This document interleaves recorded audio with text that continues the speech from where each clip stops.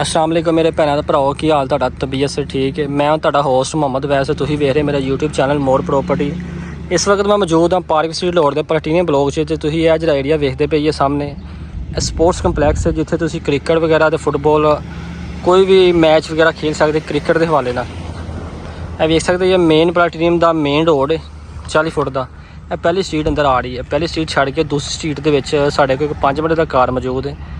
उस तो पहले तुसीं लोकेशन वेख लवो, पार्क स्ट्रीट लाहौर का जो प्लैटिनियम ब्लॉक है यह चौथे गोल चक्कर के नीयरेस्ट है, बिल्कुल कोल आउंदे। तुसीं एरिया वेखदे पे फेसिंग 10 मरला है, इस साइड सारा 10 मरले का एरिया है तो यह 5 मरले का कार जो नैक्सट टू कार्नर कार है, बहुत ही VIP तो नहायत ही जरा ना तुसीं कह सकते कम कीमत के कार मौजूद है फॉर सेल वास्ते। यह सारा डिवेलप एरिया है तो नैक्सट टू कार्नर कार है। यह तुसीं दा फ्रंट एलोवेशन वेखो, तुहानूं अंदरों विजिट करवाने हैं फ्रंट एलोवेशन च। आओ तुहानूं कार दा अंदरों विजिट करवाने हैं। ये 5 मिनट का कार है, 25 बाय 45 का साइज़ है, बहुत ही VIP तो सिंपल जिहा कार बनया है। ये तुहाडी पेशे खिदमत है, तुहाडी नज़र वास्ते सस्ता तरीन कार।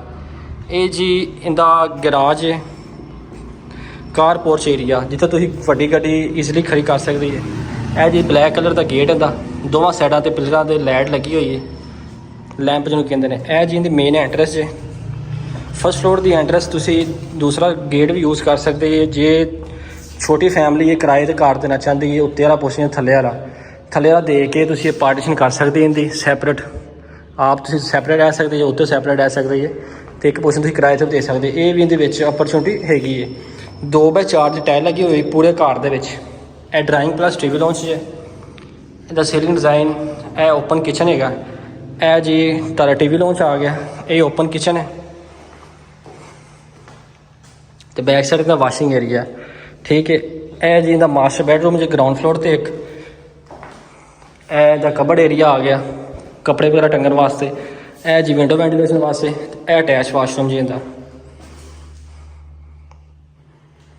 सैसी सारी मुकम्मल है, बहुत सिंपल तरीके नाल कार तैयार किया होया ते नहायत सस्ता तरीन कार है। तुहाडी पेशे नज़र यह तुहाडा समान एक्सट्रा वगैरह स्टोर वगैरह कर सकते तुसीं इत्थे।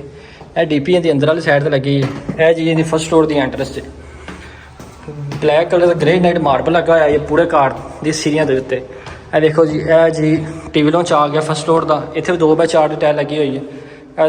उत्ते आंदे नाल ही फर्स्ट फ्लोर पर पहला तुहाडा मास्टर बैडरूम आता सज्जे पासे। इहदा कबड़ एरिया, अटैच वाशरूम। आओ तो दूसरा कमरा विखाने।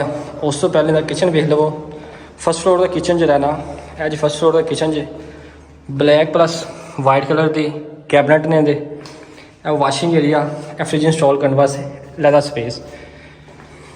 यह जी दूसरा का मास्टर बैडरूम जी, जिन्हें तुहानूं मिलता खूबसूरत जो टैरस दे नाल अटैच वाशरूम।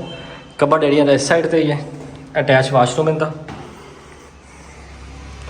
आओ तो टैरस विखाने।